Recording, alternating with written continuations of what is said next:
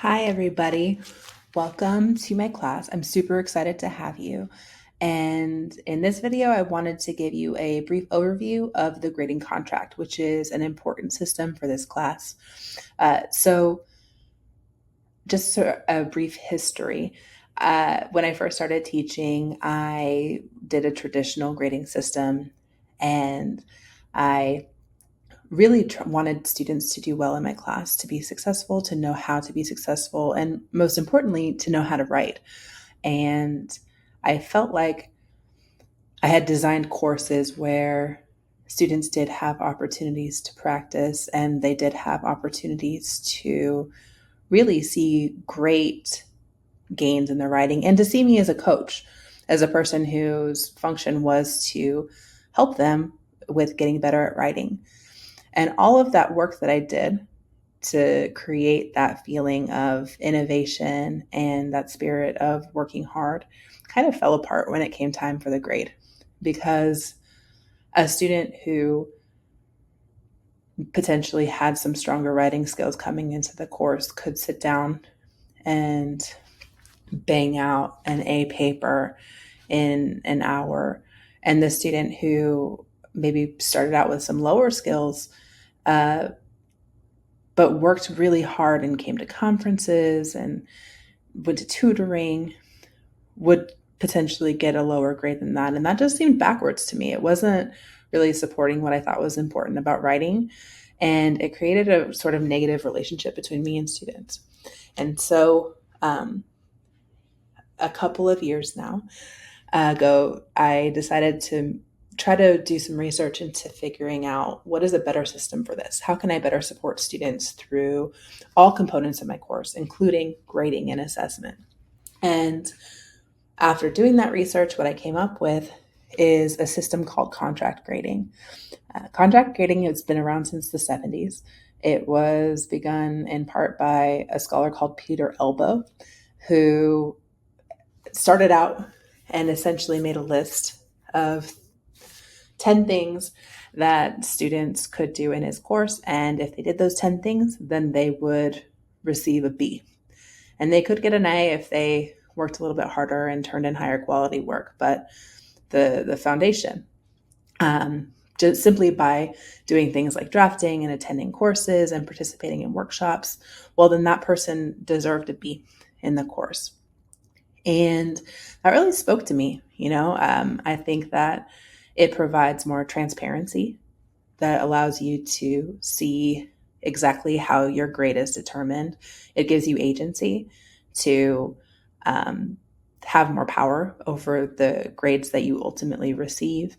And it also allows me as an instructor to really put my money where my mouth is as far as the things that I value in learning how to write as important.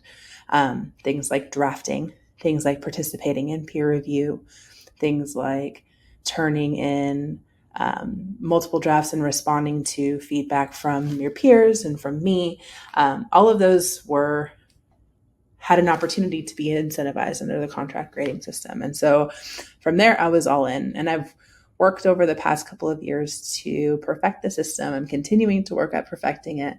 But I really think we've come up with a system that helps students out, helps students who have never really felt like they resonated with writing classrooms do well, and help students who did have those strong foundations really learn how to write, which I didn't learn how to do until grad school. So you don't have to wait that long. You will leave this class knowing how to write.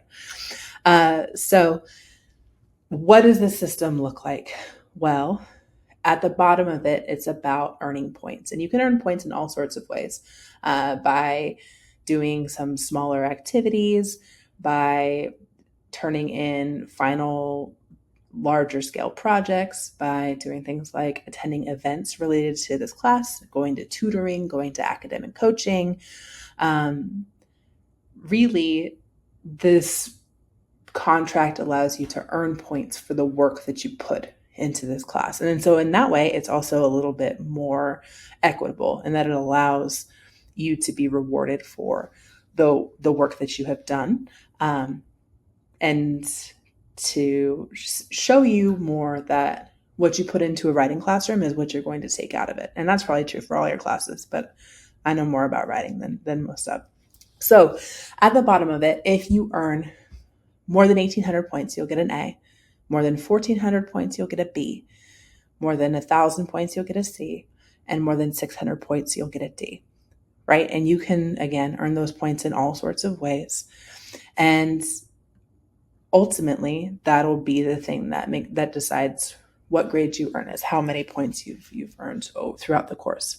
So in this contract document, which I'll share with you as soon as you have filled out your Google form letting me know what your grade goals are for the semester, I'll have the grade that you selected highlighted, and I'll share that document with you. And then I'll start tracking your points.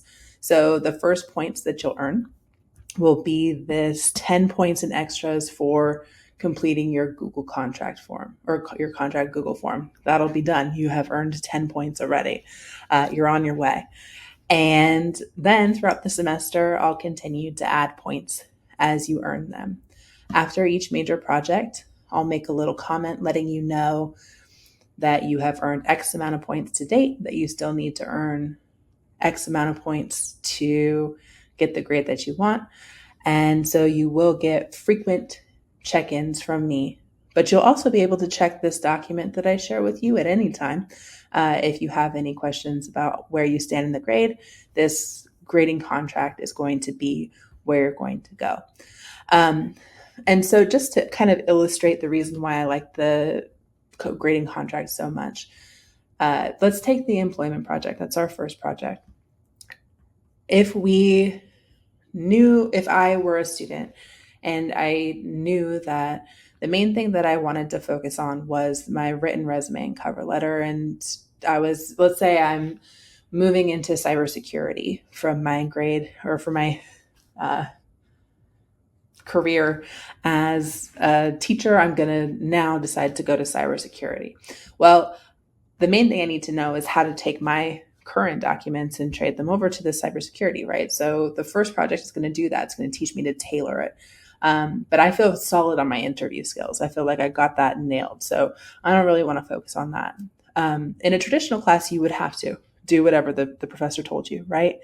But in this course, you can choose to focus mostly on the written documents. So I would definitely do this job ad analysis where I tried to look at common employers and see what type of skills they're looking for and what skills that I have, how those translate over. I might do some research on the employer and the employer memo. I might skip this interview discussion board. I might skip an elevator pitch, big interview. That doesn't really speak to me. So I do want to make my LinkedIn profile appropriate. I do want to attend career services and maybe talk to somebody about how to best transfer between these two career goals. I want to get some feedback, so I'll do this peer review where I look at other folks' resumes and cover letters, and they look at mine and give me feedback. Definitely going to submit it to my instructor so that I get their feedback on my resume as well, and I'll respond to those. And then, of course, I'll complete the final resume and cover letter. The reason I say, of course, is because this one has the asterisk. And if you look up here, that means that this assignment is required. So you will need to complete the final resume and cover letter to complete the course. That is required. And these asterisk assignments are typically the assignments that will be graded on anything other than completion. So for the others, as long as you complete them to a certain standard, you will get full points for them, no problem. These final ones will be graded with a rubric or based on certain criteria that are important for that assignment. So I can skip those and I would still end up definitely meeting this 200 points minimum. I just do that with this bottom half here. But also I could still, even though I skipped all of this interview stuff, I could still get an A because in total there are about 2,800 points and I only need to earn 1,800 of those points to get my A. So I can skip those, not worry about it, move on and go on to the next assignment and make choices again based on what matters to me and what's important to me. That also means I'm not going to get penalized if I accidentally miss an assignment, or if I totally mess up. Any one individual assignment is not going to make or break my grade in this class unless I just decide not to do it. So those are some basic features of the contract grading system. I hope that you found this video informative and helpful as you try to make your decision about where you want to go next. I will say that most students really appreciate this system. They feel like they understand it. They feel like they have power. And that's why I continue to use the system. And if you have any additional questions, if you need anything from me to better understand why I use the grading system I do, or how you can do well within the system, please reach out to me. You can reach me at my email, alexandra.watkins@austincc.edu, or through Blackboard. All right, y'all. Thank you.